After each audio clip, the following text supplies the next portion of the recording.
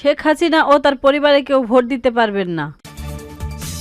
ভাঙ্গা থানায় ভাঙচুরের ঘটনায় লিকচন চৌধুরী সহ ২৯ জনের নামে মামলা। দুর্গাপূজায় ৫ কোটি টাকার অনুদান দিচ্ছে সরকার। প্রধান উপদেষ্টার সঙ্গে যুক্তরাষ্ট্রে যাচ্ছেন মাজরা ফখরুল সহ ৪ জন রাজনীতিবিদ। আসন্ন ত্রয়োদশ জাতীয় সংসদ নির্বাচনে স্বৈরাচার সাবেক প্রধানমন্ত্রী শেখ হাসিনা ও তার পরিবারের সদস্যরা ভোট দিতে পারবেন না। বুধবার বিষয়টি নিশ্চিত করেছেন নির্বাচন কমিশনের ইসি সচিব আখতার আহমেদ। তিনি বললেন, যাদের এনআইডি লক করা আছে তারা কেউ প্রবাস থেকে ভোট দিতে পারবেন না। গত এপ্রিলে ইসি এনআইডি শাখায় মহাপরিচালক এনআইএম হুমায়ুন কবির নির্দেশনায় শেখ হাসিনা ও তার পরিবারের ১০ সদস্যের এনআইডি লক করা হয়। এর মধ্যে শেখ হাসিনার ছেলে সজীব আহমেদ ওয়াজেদ ও সাইমা ওয়াজেদ পুতুল, শেখ হাসিনার বোন শেখ রেহেনার মেয়ে টিউলিপ সিদ্দিক, আজমিনা সিদ্দিক রূপন্তী, ছেলে রাদওয়ান মুজিব সিদ্দিক রবি, হাসিনার নিরাপত্তা উপদেষ্টা তারিক আহমেদ সিদ্দিক, তার স্ত্রী শাহিন সিদ্দিক ও মেয়ে বসুরা সিদ্দিকের এনআইডি লক করা হয়। ইসি সচিব বলেন, সংসদ নির্বাচনে ইন কান্ট্রি ও আউট সব কান্ট্রি ভোট হবে। যারা প্রবাসী আছেন তারা অনলাইনে নিবন্ধন করবেন। এজন্য সিস্টেম ডেভেলপ করা হচ্ছে। শেখ হাসিনা ভোট দিতে পারবে কিনা এ প্রশ্নের জবাবে তিনি বললেন, ওনার তো এনআইডি লক আছে। যাদের এনআইডি লক আছে তারা ভোট দিতে পারবে না। মামলার কারণে বা অন্য কোনো কারণে পালিয়ে বা অন্যভাবে বিদেশ অবস্থান করেছে তাদের ভোট দিতে কোনো অসুবিধা নেই, তবে এদের এনআইডি আনলক অবস্থায় থাকতে হবে। আখতার আহমেদ বলেন, প্রবাসে বসে ভোট দিতে হলে এনআইডি নম্বর দিয়ে অনলাইনে নিবন্ধন করতে হবে। এক্ষেত্রে পাসপোর্ট নয়, এনআইডি বাধ্যতামূলক হবে। তাই যার এনআইডি লক থাকবে তিনি কি করবে? অনলাইনে বন্ধন করবে। তিনি কি পারবে না? তারা এনআইডি নিয়ে নিবন্ধন করবে। তারাই কেবল এই সুযোগ পাবেন। গত বছরের ৫ই আগস্ট ছাত্র জনতার গণ অভ্যন্তরের মুখে দেশ ছেড়ে ভারতে পালিয়ে যান স্বৈরাচারী প্রধানমন্ত্রী শেখ হাসিনা ও তার প্রধান সরকারের মন্ত্রী এমপিরা।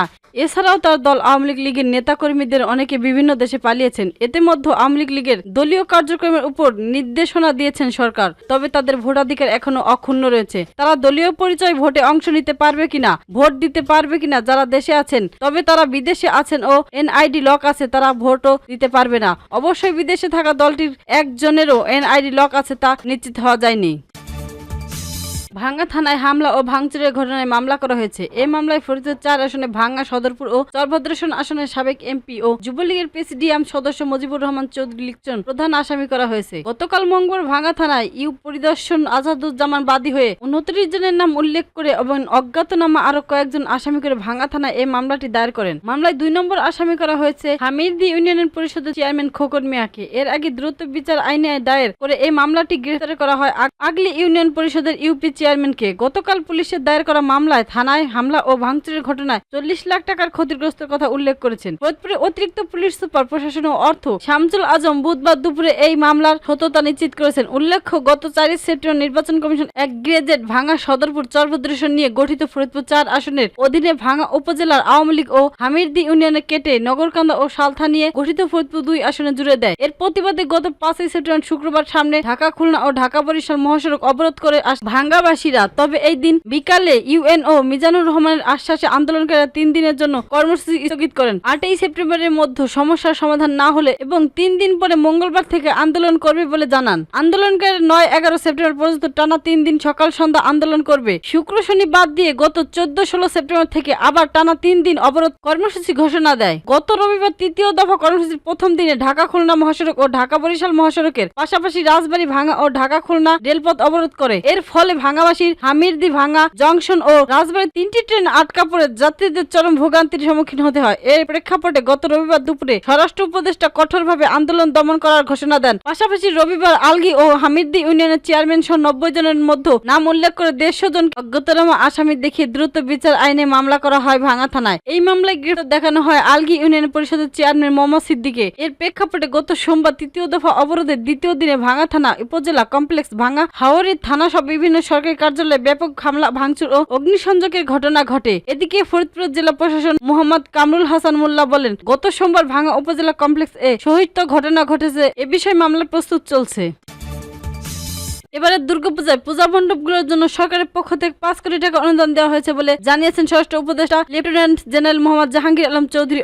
বুধবার বিকেলে রাজধানীর রনমা কালী মন্দির পরিষদ দেশের সাংবাদিকদের ব্রিফকালে তিনি এ মন্তব্য জানান। স্বরাষ্ট্র উপদেষ্টা বলেন, গত বছর দুর্গাপূজায় পূজা মণ্ডপগুলোর জন্য সরকারের পক্ষ থেকে 4 কোটি টাকা অনুদান দেওয়া হয়েছিল। এবারও বুদ্ধি করে 5 কোটি টাকা দেওয়া হয়েছে। এরপরও দুর্গাপূজা সুষ্ঠু ও সুন্দরভাবে আয়োজনের জন্য কোনো প্রয়োজন থাকলে সরকারের পক্ষ থেকে তা মেটানো হবে। তিনি আরো বলেন, বিগত আওয়ামী লীগ সরকারের 15 বছরের মেয়াদকালে দুর্গাপূজায় মাত্র 2 কোটি টাকা করে অনুদান দেওয়া হতো, অথচ বর্তমান সরকার পূজার নিরাপত্তা ও উৎসর্গমুখ পরিবেশ নিশ্চিত করার পাশাপাশি অনুদানের পরিমাণ দ্বিগুণ বেশি করেছেন। দুর্গাপূজায় উপলক্ষে কোনো ধরনের হুমকি নেই উল্লেখ করে স্বরাষ্ট্র উপদেষ্টা বলেছেন, পূজা নির্বিঘ্ন উদযাপনের জন্য বিপুল সংখ্যক আইন শৃঙ্খলা রক্ষা বাহিনী মোতায়েন করা হচ্ছে। তাছাড়া দুর্গাপূজা শান্তিপূর্ণ ও উৎসর্গমুখ পরিবেশ উদযাপনের জন্য ধর্মীয় ও রাজনৈতিক নেতৃত্ব, পুণ্যার্থী, দর্শনার্থী, পূজা উদযাপন কমিটি সহ সাধারণ জনগণের সনাতন সহযোগিতা প্রয়োজন। তিনি জানান, পূজার সার্বিক কার্যক্রম মনিটরিং এর জন্য একটি কমিশন চালু করা হয়েছে। এই ব্যাপারে সহায়তা যেকোনো ঘটনা ঘটলে তা তথ্য তাৎক্ষণিকভাবে আইন শৃঙ্খলা রক্ষা বাহিনী তথা সরকারের কাছে পৌঁছে যাবে।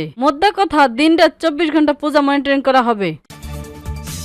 অন্তর্বর্তী সরকারের প্রধান উপদেষ্টা ডক্টর ইউনূস জাতিসংঘ সাধারণ পরিষদের 80তম অধিবেশনে যোগ দিয়ে আগামী 21শে সেপ্টেম্বর যুক্তরাষ্ট্রের নিউ ইয়র্কে যাচ্ছেন। তিনি যেখানে 26শে সেপ্টেম্বর সাধারণ পরিষদের অধিবেশনে ভাষণ দেবেন। এ সফরে তার সঙ্গে থাকবেন 4 জন রাজনৈতিক দলের প্রতিনিধি। তারা হলেন বিএনপির মহাসচিব মির্জা ফখরুল ইসলাম আলমগীর, বিএনপির ভারপ্রাপ্ত চেয়ারম্যান তারেক রহমানের পররাষ্ট্র বিষয়ক উপদেষ্টা ও দলের কেন্দ্রীয় নির্বাহী কমিটির আন্তর্জাতিক বিষয়ক সম্পাদক হুমায়ুন কবির, বাংলাদেশের জামায়াতে ইসলামের নায়েবের আমিন ডাক্তার আব্দুল মোহাম্মদ তাহের এবং এনসিপির আখরাত হোসাইন। বুধবার 17 সেপ্টেম্বর সচিবালয়ে এক ব্রিফিংয়ে এসব তথ্য জানান পররাষ্ট্র উপদেষ্টা মোহাম্মদ তৌহিদ হোসেন। তিনি জানান, এবারও প্রথমবারের মতো জাতিসংঘ সচিবালয়ের সভাপতিত্বে রোহিঙ্গা বিষয়ক উচ্চ পর্যায়ে বৈঠক অনুষ্ঠিত হবে। রোহিঙ্গা সংকট সমাধানে এটি গুরুত্বপূর্ণ ভূমিকা রাখতে পারেন বলে আশা প্রকাশ করেন তিনি। পররাষ্ট্র উপদেষ্টা আবারও বলেন, 26শে সেপ্টেম্বর জাতিসংঘ সাধারণ পরিষদে ভাষণ দেবেন প্রধান উপদেষ্টা ডক্টর মোহাম্মদ ইউনূস। সেখানে তিনি বিশ্ব দরবারে আসন্ন নির্বাচনের প্রস্তুতি, ঐকমত্যের ভিত্তিতে চলমান সংস্কার কার্যক্রম এবং গণতান্ত্রিক প্রক্রিয়ার অগ্রগতি তুলে ধরবেন। তিনি বলেন, দেশের বিশেষ রাজনৈতিক পরিস্থিতির প্রেক্ষাপটে এবারও প্রধান উপদেষ্টার সফর সঙ্গী হচ্ছেন 4 জন রাজনৈতিক দলের প্রতিনিধি। প্রসঙ্গে জাতিসংঘের অধিবেশন শেষ আগামী 2 অক্টোবরে প্রধান উপদেষ্টা দেশে ফিরবেন।